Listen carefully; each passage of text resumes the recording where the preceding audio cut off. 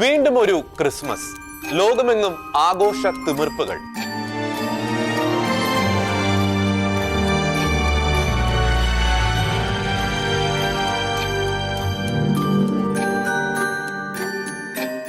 ചിലർക്കത് രക്ഷകൻ മണ്ണിൽ പിറന്ന സുദിനത്തിന്റെ അനുസ്മരണം, മറ്റു ചിലർക്ക് ആഘോഷിക്കാനുള്ള കാരണങ്ങളിൽ ഒന്നു മാത്രം.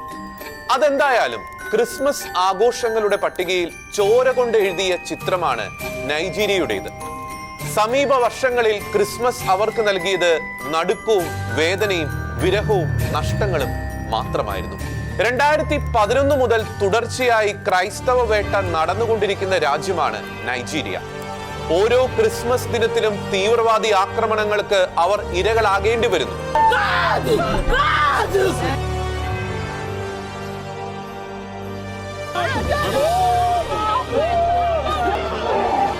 അങ്ങനെ ഓരോ ക്രിസ്മസും അവർക്ക് നേരെ നൊമ്പര തീപ്പൂക്കൾ വെച്ച് നീട്ടുന്നു. എന്നിട്ടും അവർക്ക് ക്രിസ്മസ് ഈ ലോകത്തിൽ വെച്ച് ഏറ്റവും മനോഹരമായ സുദിനമാണ്.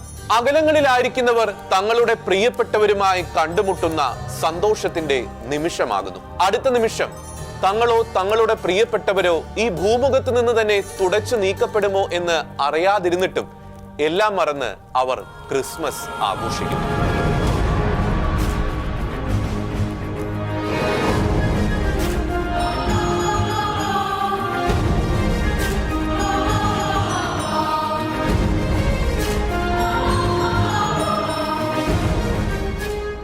തെരുവുകളും വീടുകളും ക്രിസ്മസിന് വേണ്ടി അണിഞ്ഞൊരുങ്ങുന്നു.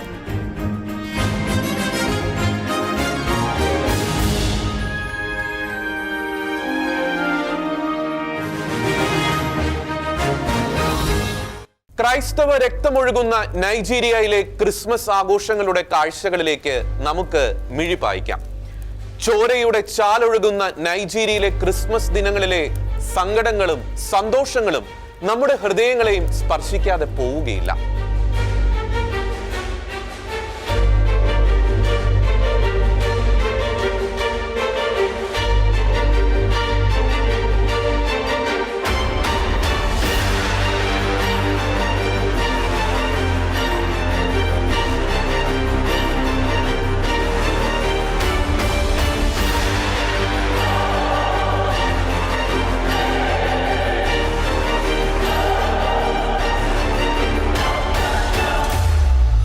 നൈജീരിയയിലെ ക്രിസ്മസ് ആഘോഷങ്ങളിലേക്ക് കടക്കുന്നതിന് മുമ്പ് നൈജീരിയയുടെ ചരിത്രത്തിലൂടെ ഒന്ന് കടന്നു പോകാം.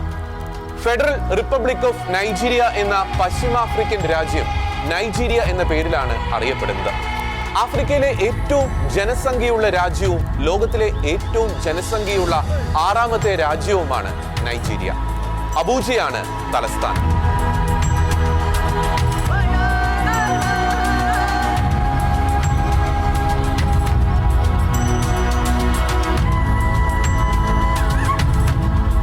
നൈജീരിയയിൽ 236 ദശലക്ഷത്തിലധികമാണ് ജനസംഖ്യ. 500-ലധികം വ്യത്യസ്ത ഭാഷകൾ സംസാരിക്കുന്നു. 250-ലധികം വംശീയ വിഭാഗങ്ങളുള്ള രാജ്യമാണ് നൈജീരിയ. രാജ്യത്തെ രണ്ടായി തിരിച്ചാൽ രാജ്യത്തിന്റെ 2 ദിശകളിലായിട്ടാണ് ക്രൈസ്തവരും മുസ്ലിമുകളും താമസിക്കുന്നത് എന്ന് പറയാനാകും. ലോകത്തിലെ തന്നെ ഏറ്റവും കൂടുതൽ മുസ്ലിമുകളും ക്രൈസ്തവരുമുള്ള രാജ്യവും നൈജീരിയയാണ്. നൈജീരിയയിൽ ക്രിസ്തുമതം പ്രചരിച്ചു തുടങ്ങിയത് 15ാം നൂറ്റാണ്ടോടെ കപ്പൂച്ചിൻ വൈദികരുടെ നേതൃത്വത്തിലായിരുന്നു. അന്നു മുതൽക്കാരംഭിച്ച ക്രൈസ്തവ വിശ്വാസം ഏത് പ്രതികൂലങ്ങൾക്കിടയിലും വാടിപ്പോകാതെയും തളർന്നു പോകാതെയും കാത്തു സൂക്ഷിക്കാൻ നൈജീരിയയിലെ ക്രൈസ്തവർക്ക് കഴിയുന്നു എന്നതാണ് അവർ നമുക്ക് നൽകുന്ന വിസ്മയം.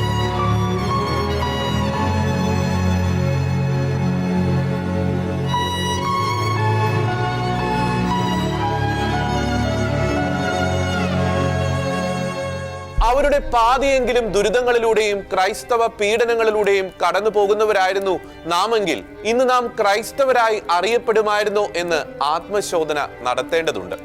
അതുകൊണ്ടാണ് പ്യൂ റിസർച്ച് സെന്ററിന്റെ കണക്കുകൾ പ്രകാരം ഇന്നും ആഫ്രിക്കയിൽ ഏറ്റവും കൂടുതൽ ക്രൈസ്തവരുള്ള രാജ്യം നൈജീരിയ ആയിരിക്കുന്നത്. സ്വർണം അഗ്നിയിൽ ശുദ്ധീകരിക്കപ്പെടുന്നത് പോലെ ഓരോ സഹനവും ക്രിസ്തീയ വിശ്വാസത്തിൽ ആഴപ്പെടാൻ അവർക്ക് ശക്തി നൽകിക്കൊണ്ടിരിക്കുന്നു. അതുവരെയുള്ള എല്ലാ ദുരിതങ്ങളെയും വിസ്മരിച്ച് അവർ ക്രിസ്മസിനായി തങ്ങളുടെ ജീവിതങ്ങളെ ഒരുക്കുന്നു. ഈ ആഘോഷങ്ങളുടെ തിളക്കം അതിന്റെ സൂചനയാണ്.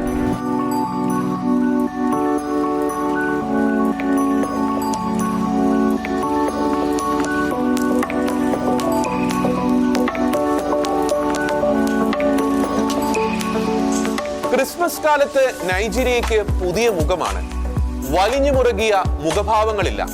സന്തോഷത്തിന്റെയും പ്രതീക്ഷയുടെയും തിരുനാളങ്ങളാണ് എവിടെയും. നൈജീരിയയിൽ ഏറ്റവും കൂടുതൽ ഭംഗിയായി ക്രിസ്മസ് ആഘോഷിക്കുന്ന നഗരമാണ് ലാഗോസ്. അതുകൊണ്ട് തന്നെ ക്രിസ്മസ് കാലത്ത് ഏറ്റവും അധികം ശോഭിക്കുന്ന നഗരവും ഇത് തന്നെ.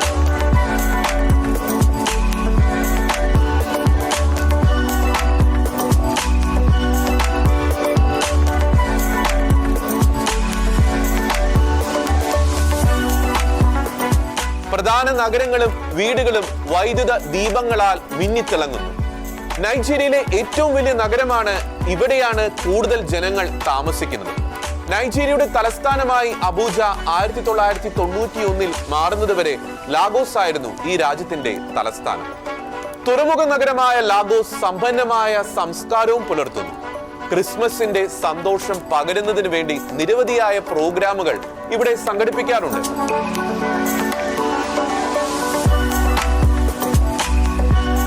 സാംസ്കാരിക ആഘോഷങ്ങൾ, ബീച്ച് ഹാങ് ഔട്ടുകൾ, കച്ചേരികൾ, വിഭവസമൃദ്ധമായ സദ്യകൾ എന്നിവയെല്ലാം ക്രിസ്മസിനോടനുബന്ധിച്ച് ഇവിടെ അരങ്ങേറും.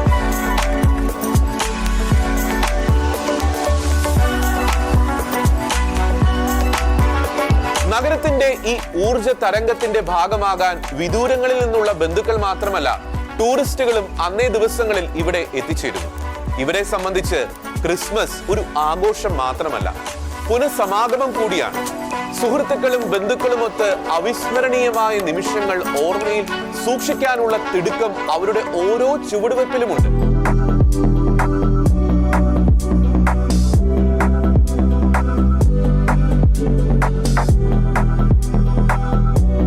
നഗരത്തിലെ മുക്കും മൂലയും ഡാൻസ് ഫ്ലോറുകളാകുന്ന അപൂർവത ക്രിസ്മസ് കാലത്തെ നൈജീരിയയുടെ പ്രത്യേകതയാണ്. നൈജീരിയയിലെ മനുഷ്യർ ഏത് പ്രതിസന്ധിയിലും പുലർത്തുന്ന പ്രത്യാശയുടെ പ്രതീകങ്ങൾ കൂടിയായി വ്യാഖ്യാനിക്കേണ്ടതുണ്ട് ലാഗോസിലെ തെരുവുകളിൽ കാണപ്പെടുന്ന ഈ നക്ഷത്ര തിളക്കം. അവർ കടന്നു പോകുന്ന തിക്താനുഭവങ്ങളുടെ ചരിത്രം അറിയുമ്പോൾ പ്രത്യേകിച്ചു.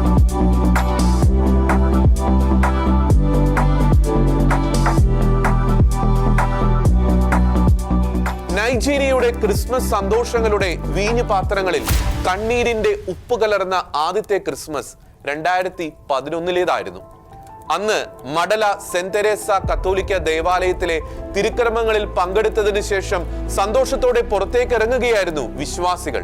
അപ്പോഴാണ് ദേവാലയത്തിന് പുറത്ത് പാർക്ക് ചെയ്തിരുന്ന വാഹനം പൊട്ടിത്തെറിച്ചത്. അതിനുള്ളിൽ രഹസ്യമായി സ്ഥാപിച്ച ബോംബ് കൃത്യസമയം നോക്കി പൊട്ടിത്തെറിക്കുകയായിരുന്നു. 40 പേർ കൊല്ലപ്പെടുകയും 100 കണക്കിന് ആളുകൾക്ക് പരിക്കേൽക്കുകയും ചെയ്തു. നൈജീരിയയുടെ ക്രിസ്മസ് അങ്ങനെ ആദ്യമായി കണ്ണീരിൽ നനഞ്ഞു.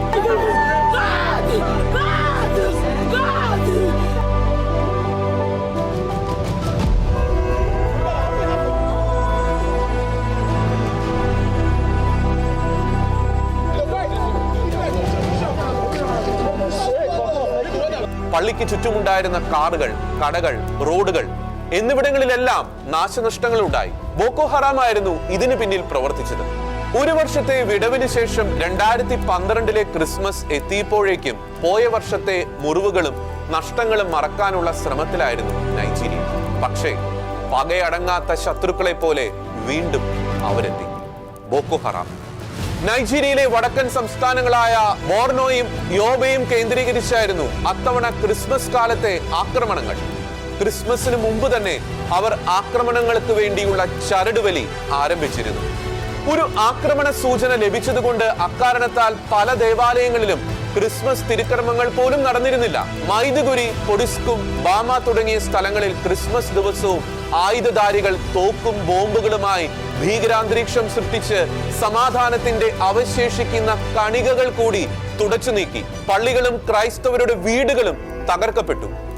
യോബെ സംസ്ഥാനത്ത് പൊഡിസ്കും നഗരത്തിന് സമീപമുള്ള ക്രൈസ്തവ ജനവാസ കേന്ദ്രങ്ങളിൽ രാത്രി നടന്ന ആക്രമണങ്ങളിൽ കിടപ്പ് രോഗികളെ പോലും വെടിവെച്ചു കൊന്ന ക്രൂരത അരങ്ങേറി. ശാന്തിയുടെയും സമാധാനത്തിന്റെയും ക്രിസ്മസ് ദിനത്തിൽ ക്രൈസ്തവ സമൂഹത്തിന്റെ മനസ്സിൽ അശാന്തിയുടെ പുകപടലങ്ങൾ വ്യാപകമായി. നൂറുകണക്കിന് ആളുകൾക്ക് ഈ ആക്രമണങ്ങളിൽ ജീവൻ നഷ്ടമായി. എന്നിട്ടും ക്രിസ്മസുകൾക്കായി അവർ കാത്തിരുന്നു. ലോകത്തിലെ പ്രമുഖങ്ങളായ ക്രിസ്മസ് മാർക്കറ്റുകൾക്കൊപ്പം ഇടം പിടിച്ചിരിക്കുന്നവയാണ് നൈജീരിയയിലെ ക്രിസ്മസ് മാർക്കറ്റുകളും. വർണ്ണപ്പകിട്ടോടും സംഗീതത്തോടും കൂടിയ ഈ മാർക്കറ്റുകൾ മറ്റുള്ളവയിൽ നിന്ന് വ്യത്യസ്തമാക്കുന്നത് അതിന്റെ തനത് ശൈലി തന്നെയാണ്. നൈജീരിയയിലെ ക്രിസ്മസ് മാർക്കറ്റുകളിൽ ഏറ്റവും വലുതാണ് Lagos Christmas market. Lagos Christmas വില്ലേജും ദി ലാഗ ഫെസ്റ്റിവൽ മാർക്കറ്റുമാണ് ഇതിൽ പ്രധാനപ്പെട്ടത്. ദി ലാഗ പ്രധാനമായും കുട്ടികൾക്ക് വേണ്ടി ശ്രദ്ധ തിരിച്ചിരിക്കുന്നവയാണ്. സംഗീതവും നൃത്തവുമാണ് ആഫ്രിക്കയുടെ പൊതുമുദ്രയെന്ന് ഒരു നിരീക്ഷണമുണ്ട്. അത് ശരിവെക്കുന്നവയാണ് ക്രിസ്മസ് മാർക്കറ്റുകളുടെ പൊതു സവിശേഷതകൾ. ലൈവ് സംഗീതവും ഡാൻസും ഇവിടെ കീഴടക്കുന്നു. നഗരങ്ങളിലാണ് കൂടുതൽ ക്രിസ്മസ് മാർക്കറ്റുകൾ പ്രവർത്തിക്കുന്നത്, പ്രത്യേകിച്ച് ലാഗോസ്, അബൂജ പോർട്ട്, ഹാരക്കോട്ട്, കലാബർ തുടങ്ങിയ നഗരങ്ങളിലും ഇത്തരം ആഘോഷങ്ങൾ നടക്കാറുണ്ട്. പാട്ടും ഡാൻസും ഇല്ലാതെ ആഫ്രിക്കയ്ക്ക് ഒരു ജീവിതമില്ല. ക്രിസ്മസ് ആഘോഷവും ക്രിസ്മസ് വസ്ത്രങ്ങൾ, അലങ്കാര സാധനങ്ങൾ, ലൈറ്റുകൾ, ക്രിസ്മസ് ട്രീകൾ, നക്ഷത്രങ്ങൾ, ബലീസ്, സാന്താക്ലോസ് രൂപങ്ങൾ എന്നിങ്ങനെ ക്രിസ്മസിന് വേണ്ടതായ എല്ലാം ഇത്തരം ക്രിസ്മസ് മാർക്കറ്റുകളിൽ വിൽപ്പനയ്ക്കുണ്ടാകും. ഭക്ഷണ സാധനങ്ങൾക്കുള്ള വിപണികളും ക്രിസ്മസ് മാർക്കറ്റുകളിലുണ്ട്. അരി, മസാലകൾ, ഇറച്ചി, കോഴി, മത്സ്യം, പാമോയിൽ തുടങ്ങിയവ ക്രിസ്മസ് കാലത്ത് സുലഭമായി ഇത്തരം മാർക്കറ്റുകളിൽ വിറ്റഴിക്കപ്പെടുന്നു. വറുത്ത ഇറച്ചി, സ്നാക്കുകൾ, മധുര പലഹാരങ്ങൾ എന്നിവയ്ക്ക് വേണ്ടിയുള്ള താൽക്കാലിക സ്റ്റാളുകളും ഇവിടെയുണ്ട്. എന്നാൽ ഈ സന്തോഷങ്ങൾക്കും ഈ കാണുന്ന നൃത്തങ്ങൾക്കും അപ്പുറമാണ് നൈജീരിയ കടന്നുപോകുന്ന വർത്തമാന കാലമുഖം. ഏറ്റവും കൂടുതൽ ക്രൈസ്തവരുള്ള ആഫ്രിക്കൻ രാജ്യമാണ് നൈജീരിയ എന്നതുകൊണ്ട് തന്നെ ആഫ്രിക്കൻ രാജ്യങ്ങളിൽ നൈജീരിയയുടെ നേർക്കാണ് ഏറ്റവും കൂടുതൽ ഇപ്പോൾ ഭീകരാക്രമണം നടന്നുകൊണ്ടിരിക്കുന്നത്. ഈ ആക്രമണങ്ങൾക്ക് വഴിതെളിക്കുന്നതാവട്ടെ ഇസ്ലാമിക തീവ്രവാദികളും. നൈജീരിയ തുടർച്ചയായും സംഘാതമായും ആക്രമിക്കപ്പെടുന്നതിന് പിന്നിൽ ഒരൊറ്റ ലക്ഷ്യമേ ഉള്ളൂ: നൈജീരിയയെ ക്രൈസ്തവരഹിത രാഷ്ട്രമാക്കി മാറ്റുക. നൈജീരിയയിലെ ആകെ ക്രൈസ്തവ ജനസംഖ്യ 10.6 കോടിയാണ്. ഇത് ആകെ ജനസംഖ്യയുടെ 46.5%. ഇതിൽ തന്നെ 32 ലക്ഷം പേർ കത്തോലിക്കരാണ്. 2025 ഓഗസ്റ്റിൽ International Society for Civil Liberties and Rule of Law പുറത്തുവിട്ട കണക്ക് പ്രകാരം നൈജീരിയയിൽ മാത്രം 2009 മുതൽ 2025 വരെ കൊല്ലപ്പെട്ട ക്രൈസ്തവരുടെ എണ്ണം 1,25,000 ആണ്. വിവിധ സംസ്കാരങ്ങളുടെ സംഗമ ഭൂമിയാണ് നൈജീരിയ. ഈ വൈവിധ്യം മറ്റെല്ലാ കാര്യങ്ങളിലും എന്നതുപോലെ ക്രിസ്മസ് വിഭവങ്ങളുടെ കാര്യത്തിലും കാണാൻ കഴിയും. ക്രൈസ്തവ കുടുംബങ്ങൾ ഒരുമിച്ച് ചേർന്ന് പ്രത്യേക വിഭവങ്ങൾ ഉണ്ടാക്കി ഒരുമിച്ച് കഴിക്കുന്നത് നൈജീരിയയുടെ പ്രത്യേകതയാണ്. അതിനുവേണ്ടി അവർ തയ്യാറാക്കുന്ന ക്രിസ്മസ് വിഭവങ്ങളിൽ ഏറ്റവും പ്രധാനപ്പെട്ടതാണ് ജോലോഫ് റൈസ്. ക്രിസ്മസ് പാർട്ടികളിൽ ഒഴിവാക്കാനാവാത്ത ഒന്നാണ് ഇത്. തക്കാളി, മസാലകൾ, ഉള്ളി, ചിക്കൻ എന്നിവ ചേർത്ത് ചുവപ്പ് നിറത്തിൽ വരുത്തുന്ന സുഗന്ധമുള്ള റൈസാണ് ജോലോഫ് റൈസ്. മസാലയും സുഗന്ധവും വൈവിധ്യവും ഉള്ളതാണ് നൈജീരിയയിലെ എല്ലാ ക്രിസ്മസ് വിഭവങ്ങളും. സൂയ, മോയ്, പെപ്പർ സൂപ്പ്, പൗണ്ടഡ് യാം, ഗ്രിൽഡ് ചിക്കൻ, റോസ്റ്റ് ടർക്കി എന്നിങ്ങനെ എത്രയെത്ര വിഭവങ്ങളാണ് നൈജീരിയക്കാരുടെ തീന്മേശയിൽ ക്രിസ്മസിന് ഇടം പിടിക്കുന്നതെന്നോ. മൈദയും പഞ്ചസാരയും പാലും ചേർത്തുണ്ടാക്കുന്ന ചൈൻ ക്രിസ്മസ് കാലത്തെ ഏറ്റവും ജനപ്രിയമായ ഒരു മധുര പലഹാരമാണ്. പൂണ്ടഡ് യാം, എഗൂസി സൂപ്പ് എന്നിവയും ക്രിസ്മസ് ദിനത്തിലെ പ്രധാന ഭക്ഷണ വിഭവങ്ങളാണ്. ലാഗാസിലെ ക്രിസ്മസ് മാർക്കറ്റുകളിൽ നിന്ന് വ്യത്യസ്തമാണ് അബൂജയിലെ ക്രിസ്മസ് മാർക്കറ്റ്. ഇവിടെ എത്തുമ്പോൾ നമ്മെ ആകർഷിക്കുന്നത് ഹാൻഡ് മെയ്ഡ് ഗിഫ്റ്റുകളുടെയും ക്രിസ്മസ് അലങ്കാരങ്ങളുടെയും വസ്ത്രങ്ങളുടെയും വൈവിധ്യമാർന്ന ലെതർ വസ്തുക്കളുടെയും വിശാല ലോകമാണ്. കുടുംബങ്ങളെ ലക്ഷ്യമാക്കിയുള്ള ഫൺ പാർക്കുകളും ഇവിടുത്തെ പ്രത്യേകതയാണ്. പോർട്ട് ഹാർക്കോട്ട് ഫെസ്റ്റിവൽ, കാനോ ആൻഡ് കഡുന എന്നിവയും ക്രിസ്മസിനോട് അനുബന്ധിച്ചുള്ളവയാണ്.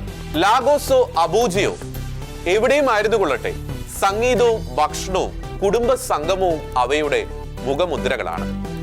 ആഫ്രിക്കയുടെ ഭക്ഷ്യ ഉത്സവമാണ് ക്രിസ്മസ്. തെരുവുകൾ തോറും ഭക്ഷണശാലകൾ. ഓരോ ഭക്ഷണശാലയിലും വൈവിധ്യവും വ്യത്യസ്തവുമായ ഭക്ഷണ പദാർത്ഥങ്ങൾ. മുമ്പ് ഒരു ദിവസവും ഉണ്ടായിട്ടില്ലാത്ത വിധത്തിൽ തെരുവുകൾ ആളുകളെ കൊണ്ട് നിറഞ്ഞു കവിയുന്നു. തെരുവുകൾക്ക് ആ ദിവസങ്ങളിൽ വറുത്തതിന്റെയും പൊരിച്ചതിന്റെയും മണമായിരിക്കും. നൈജീരിയയെ മനോഹരമാക്കുന്ന ഡിസംബർ മാസത്തിലെ ഒരു കാർണിവലാണ് കലാബർ കാർണിവൽ. നൈജീരിയയിലെ ക്രോസ് റിവർ സംസ്ഥാനത്തിന്റെ തലസ്ഥാനമായ കലാബർ നഗരത്തിൽ നടന്നു വരുന്ന ഈ കാർണിവലിനെ ആഫ്രിക്കയിലെ ഏറ്റവും വലിയ സ്ട്രീറ്റ് സെലിബ്രേഷൻ ആയിട്ടാണ് കണക്കാക്കുന്നത്. വർണ്ണ വൈവിധ്യങ്ങളുടെയും സംഗമമാണ് ഈ കാർണിവൽ. മനുഷ്യർ ചിറകുമുളച്ച പക്ഷികളായി തെരുവുകളിൽ മാറുന്ന ദൃശ്യങ്ങൾ ഈ കാർണിവലിന്റെ പ്രത്യേകതയാണ്. പരമ്പരാഗതമായ ആഫ്രിക്കൻ നൃത്തങ്ങളും ആധുനിക സംഗീത പ്രകടനങ്ങളും ഇവിടെ മാറ്റുരയ്ക്കപ്പെടുന്നു. 2004 മുതൽക്കാണ് ഈ കാർണിവൽ സംഘടിപ്പിക്കപ്പെടുന്നത്. ഓരോ സംഘവും വ്യത്യസ്തമായ തീമാണ് തിരഞ്ഞെടുക്കുന്നത്. ക്രിസ്മസിന്റെ സന്തോഷവും ആഫ്രിക്കൻ പാരമ്പര്യത്തിന്റെ പ്രൗഢിയും ഒരുമിച്ച് ചേരുന്ന ഈ ഉത്സവത്തിൽ പങ്കെടുക്കാൻ ലോകത്തിന്റെ വിവിധ ഭാഗങ്ങളിൽ നിന്നുള്ളവർ എത്തിച്ചേരുന്നുണ്ട്. കേരളത്തിന്റെ ചില തനത് പാരമ്പര്യ കലകളുടെ ഓർമ്മയുണർത്തുന്നവയാണ് ഇഗ്ബോ മാസ്കുറേഡ്. ഡിസംബർ മാസത്തിൽ നടക്കുന്ന ഈ ആഘോഷത്തിന് ഇഗ്ബോ ജനവിഭാഗത്തിന്റെ പരമ്പരാഗത സാംസ്കാരിക ആചാരങ്ങളിൽ ഒന്നാം സ്ഥാനമാണ്. ആത്മീയവും സാമൂഹികവുമായ അർത്ഥങ്ങൾ നിറഞ്ഞ ഒരു ആചാരമായിട്ടാണ് ഇഗ്ബോ മാസ്കുറേഡ് വിലയിരുത്തപ്പെടുന്നത്. പേര് സൂചിപ്പിക്കുന്നത് പോലെ മുഖാവരണം അണിഞ്ഞാണ് ഇതിൽ കലാകാരന്മാർ പ്രത്യക്ഷപ്പെടുന്നത്. മാൻവ്യൂ എന്നാണ് ഇഗ്ബോ ജനങ്ങൾ ഈ മുഖാവരണത്തെ വിളിക്കുന്നത്. നൃത്ത ചുവടുകളും പാട്ടുമായിട്ടാണ് ഇവർ പ്രത്യക്ഷപ്പെടുന്നത്. സമൂഹത്തിനുള്ള തിരുത്തലുകളും നന്മ പ്രോത്സാഹിപ്പിക്കുവാനും ഉപദേശങ്ങളുമൊക്കെ ഇഗ്ബോയുടെ കടമകളിൽ പെടുന്നു. നൈജീരിയയിലെ നഗരങ്ങളിൽ ക്രിസ്മസ് ആഘോഷങ്ങളിൽ നിന്ന് വ്യത്യസ്തമാണ് ഗ്രാമങ്ങളിലെ ക്രിസ്മസ് ആഘോഷങ്ങൾ. നഗരങ്ങളിലും വിദൂരങ്ങളിലും കഴിയുന്നവർ തങ്ങളുടെ ബന്ധുക്കളെ കാണാനും നിശ്ചയമായും എത്തുന്ന അവസരം കൂടിയാണ് ക്രിസ്മസ് കാലം. അതുകൊണ്ട് ഈ യാത്രകൾ അവരെ സംബന്ധിച്ചിടത്തോളം ഒരു മടക്കയാത്രയാണ്. പഴയ സ്നേഹത്തിലേക്കുള്ള തിരിഞ്ഞു നടക്കലാണ്. അതിനാൽ ക്രിസ്മസ് അവസരങ്ങളിൽ ഗ്രാമങ്ങളിലേക്കുള്ള ഈ മടക്കയാത്രയെ അവർ വിളിക്കുന്നത് തന്നെ ഹോം കമ്മിങ് ക്രിസ്മസ് എന്നാണ്. കുടുംബ ബന്ധങ്ങളും സ്നേഹബന്ധങ്ങളും ഊട്ടി ഉറപ്പിക്കാനുള്ള ഈ അസുലഭ അവസരം അവർ ഒരിക്കലും നഷ്ടപ്പെടുത്താറില്ല. അതേ ദിവസം പ്രധാന നഗരങ്ങളിൽ വലിയ തോതിലുള്ള ട്രാഫിക് തടസ്സങ്ങൾ ഉണ്ടാകാറുണ്ട്. സന്ദർശകരുടെ തിക്കും തിരക്കും തന്നെ അതിന് കാരണം. വില്ലേജുകളിലെ ക്രിസ്മസ് ആഘോഷങ്ങളുടെ കേന്ദ്ര ബിന്ദു ദേവാലയങ്ങളാണ്. ബെത്ലഹേമിലെ തിരുപ്പിറവിയുടെ ഓർമ്മ അയവിറക്കിക്കൊണ്ട് പാതിരാത്രികളിൽ ദേവാലയങ്ങളിൽ പരിശുദ്ധ കുർബാനകൾ അർപ്പിക്കപ്പെടുന്നു. നൈജീരിയയുടെ പൊതു പ്രത്യേകതയായ താളവും നൃത്തവും പരിശുദ്ധ കുർബാനയുടെ ഭാഗമാണ്. നൈജീരിയയുടെ പൊതുഭാഷയായ ഇംഗ്ലീഷിനൊപ്പം ഇഗ്ബോ, യൊറൂബ, ഹൗസ തുടങ്ങിയ പ്രാദേശിക ഭാഷകളിലും ക്രിസ്മസ് ഗാനങ്ങൾ ആലപിക്കപ്പെടുന്നു. താളവാദ്യങ്ങളും ഡ്രംസും കൈത്താളങ്ങളും ഗാനങ്ങൾക്ക് അകമ്പടി സേവിക്കുന്നു.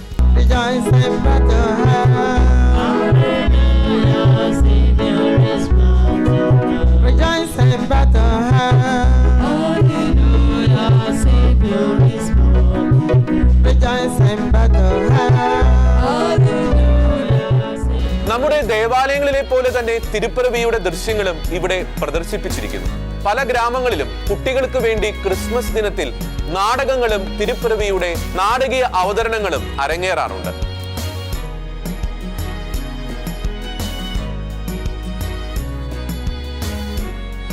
ദേവാലയങ്ങൾ ലളിതമായും മനോഹരമായും പനയോലകൾ കൊണ്ടും അലങ്കരിക്കുന്ന പതിവുമുണ്ട്.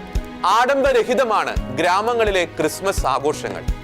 ബെത്ലഹേമിലെ യഥാർത്ഥ പുൽക്കൂടിന്റെയും യേശുവിന്റെ ജനനത്തിന്റെയും ഓർമ്മകളോട് സമാനത പുലർത്തിക്കൊണ്ടുള്ളതാണ് നൈജീരിയയിലെ ഗ്രാമങ്ങളിൽ ആഘോഷിക്കുന്ന ക്രിസ്മസുകൾ. എങ്കിലും നൈജീരിയയുടെ പൊതു പ്രത്യേകതയായ നൃത്തവും താളവും ഗ്രാമങ്ങളിലെ പ്രത്യേകതയാണ്.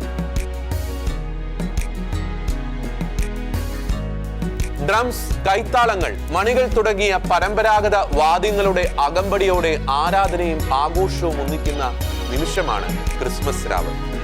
പരമ്പരാഗത വേഷങ്ങളോടെയാണ് ഇവർ തിരുക്കർമ്മങ്ങളിൽ പങ്കെടുക്കുന്നത്. നഗരങ്ങളിലെ ക്രിസ്മസ് ആഘോഷങ്ങളിൽ നിന്ന് മറ്റു പല കാര്യങ്ങളിലും എന്ന പോലെ തന്നെ ഗ്രാമങ്ങളിലെ ക്രിസ്മസ് ആഘോഷങ്ങളിൽ ഭക്ഷണ കാര്യത്തിലും വ്യത്യാസമുണ്ട്. സമ്പന്നരും ദരിദ്രരും ഒരുമിച്ചിരുന്ന് ഭക്ഷണം കഴിക്കുന്നത് ക്രിസ്മസ് കാലത്തെ ഗ്രാമീണ കാഴ്ചകളിൽ പ്രധാനപ്പെട്ടതാണ്.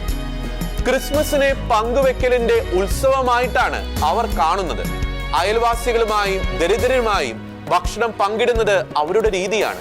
അതുപോലെ തന്നെ അയൽക്കാർ ഒരുമിച്ച് ഫുഡ് ഫെസ്റ്റിവലുകളിൽ പങ്കെടുക്കുന്നത്.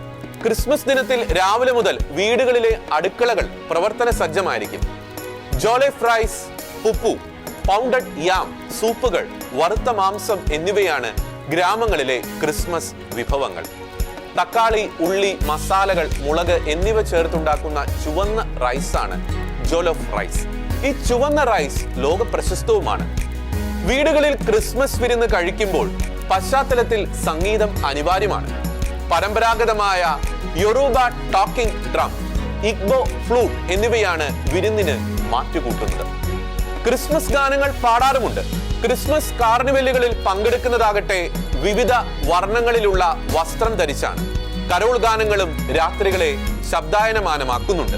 ആഫ്രിക്കയുടെ പരമ്പരാഗത വാദ്യ ഉപകരണങ്ങളുടെയും അകമ്പടിയോടെയാണ് കരോൾ സംഘത്തിന്റെ സഞ്ചാരം. കുട്ടികളും യുവാക്കളും സംഘം ചേർന്നുള്ള ഈ യാത്രയെ കരോൾ വാക്ക് എന്നാണ് വിളിക്കുന്നത്. പാട്ട്, കയ്യടികൾ, താളവാദ്യങ്ങൾ, നൃത്ത ചുവടുകൾ എല്ലാം ഉണ്ടാകും.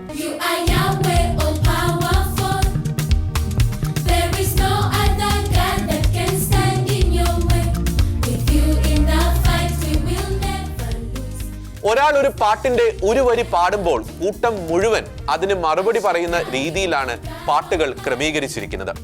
കരോളിന് കൂടുതൽ സജീവതയും ഭാഗഭാഗിത്വവും ഇത് ഉറപ്പു നൽകുന്നുണ്ട്. വിശ്വപ്രസിദ്ധമായ സൈലന്റ് നൈറ്റ് പോലുള്ള കരോളുകളും നൈജീരിയൻ ഭാഷയിലും താളത്തിലും പാടാറുണ്ട്. യൊറൂബ, ഇഗ്ബോ, ഹൗസ് ഓഫ് ഭാഷകളിലും ക്രിസ്മസ് കരോൾ ഗാനങ്ങളുണ്ട്. കരോൾ ഗാനങ്ങളിൽ തന്നെ വ്യത്യസ്തതയുണ്ട്. ചില കരോളുകൾ താളം കൂടിയതും നൃത്തത്തോടും കൂടി ഉള്ളതാകുമ്പോൾ മറ്റു ചിലത് പ്രാർത്ഥനാ ഗീതങ്ങളായിരിക്കും. നിറമുള്ള വസ്ത്രമാണ് കരോൾ സംഘം ധരിക്കുന്നത്.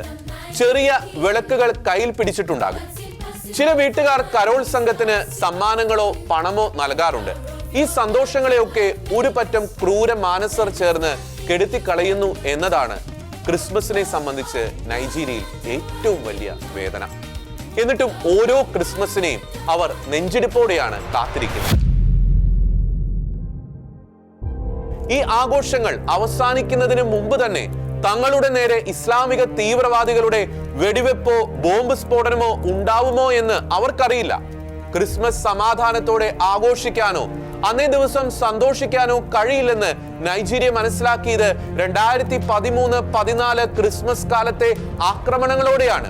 മൈദുഗുരി, ബാമസ, ഗോസ, ചിബോക് തുടങ്ങിയ പ്രദേശങ്ങളിലെല്ലാം ക്രിസ്മസ് ദിനത്തിന് മുമ്പും ശേഷവും ബോക്കോ ഹറാം അതിക്രമങ്ങൾ അഴിച്ചുവിട്ടു. നിരവധി ദേവാലയങ്ങൾ അഗ്നിക്കിരയായി. ദേവാലയത്തിലെത്തിയ പലരെയും വെടിവെച്ചു കൊന്നു. ക്രൈസ്തവ ഗ്രാമങ്ങൾ മുഴുവൻ തീവെച്ച് നശിപ്പിക്കുകയും വീടുകൾ കൊള്ളയടിക്കുകയും ചെയ്തു. സ്ത്രീകളെയും കുട്ടികളെയും തട്ടിക്കൊണ്ടുപോയി. ആയിരക്കണക്കിന് ക്രൈസ്തവർക്ക് പലായനം ചെയ്യേണ്ടതായി വന്നു.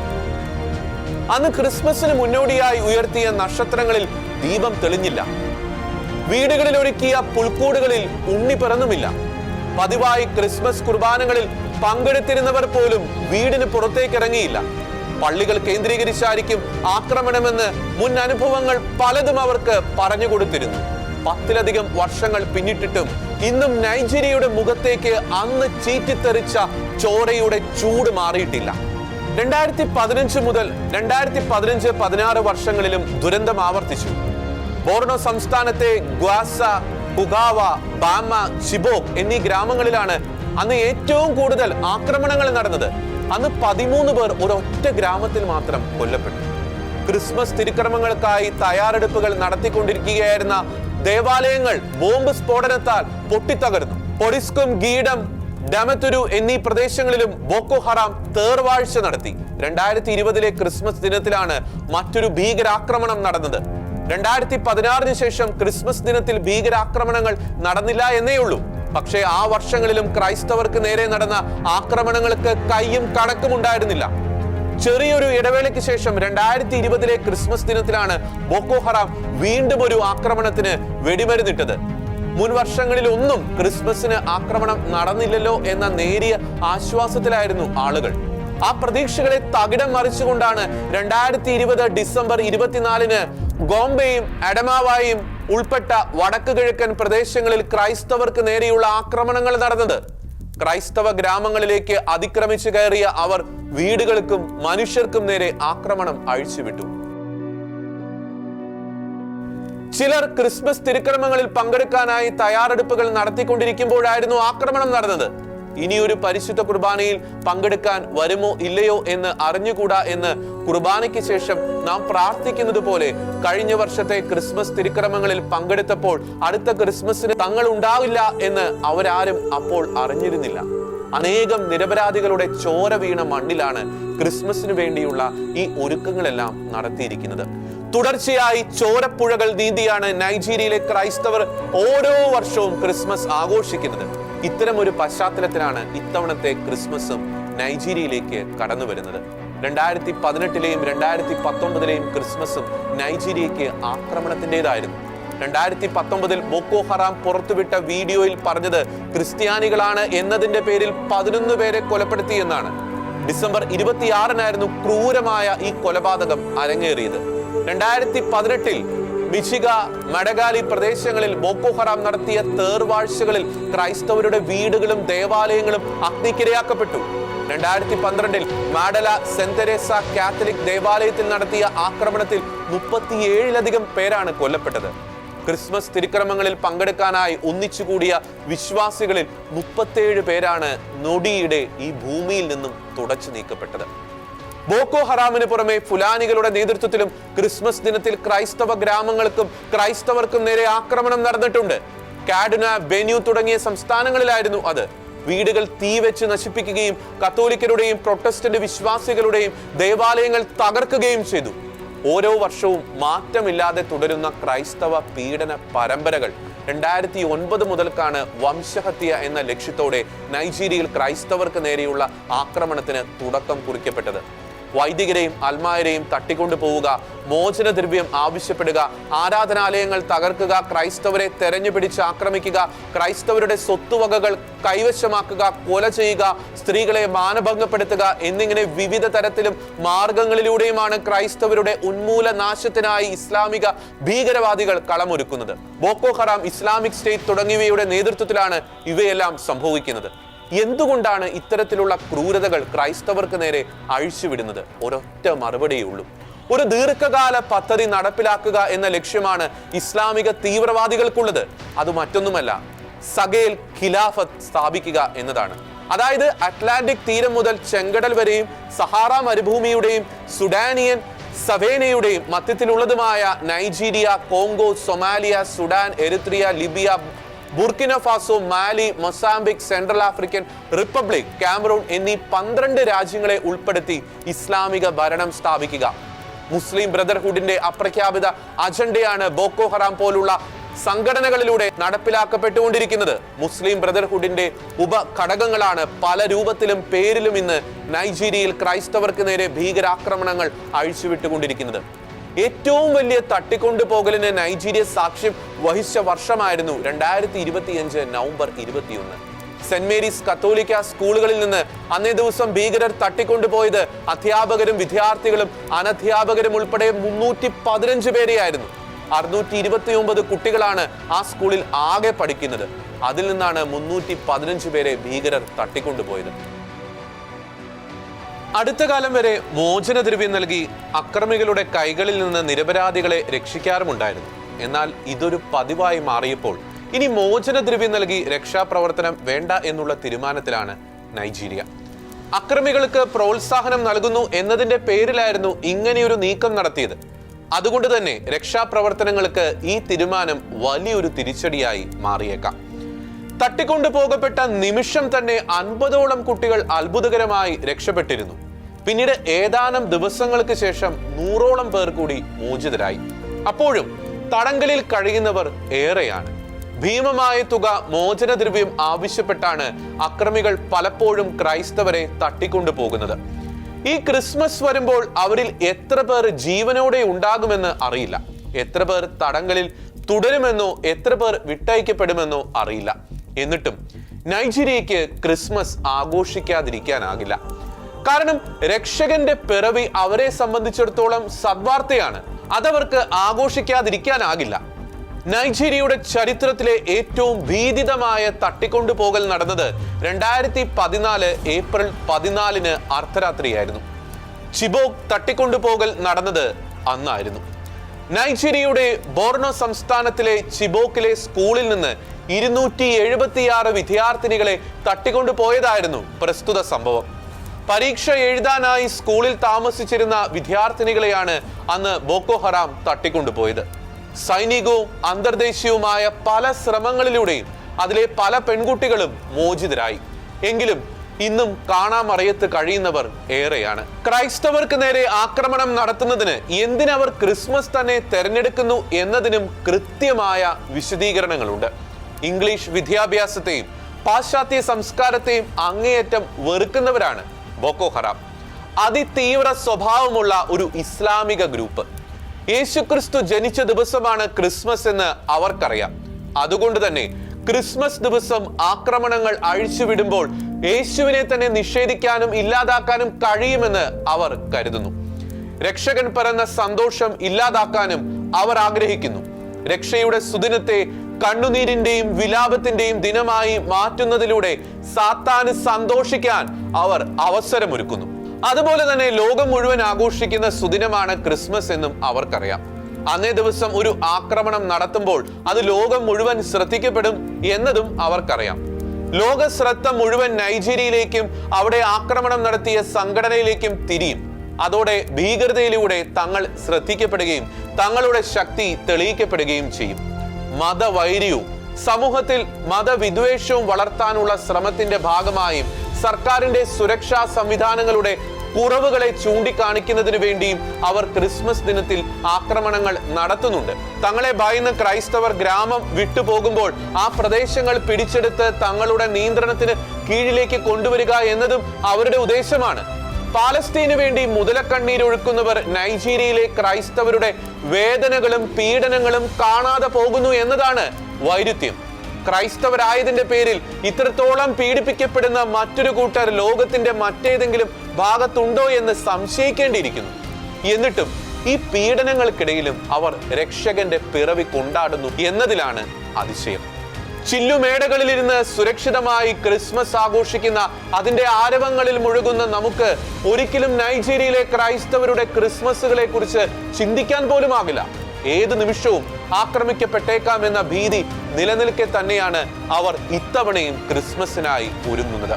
ഉണ്ണി യേശു നൽകുന്ന സമാധാനവും സന്തോഷവും അനുഭവിക്കാൻ അവർക്ക് കഴിയട്ടെ. അവരുടെ ക്രിസ്മസ് യഥാർത്ഥ ക്രിസ്മസ് ആയി മാറട്ടെ. നമുക്ക് അതിനായി പ്രാർത്ഥിക്കാം.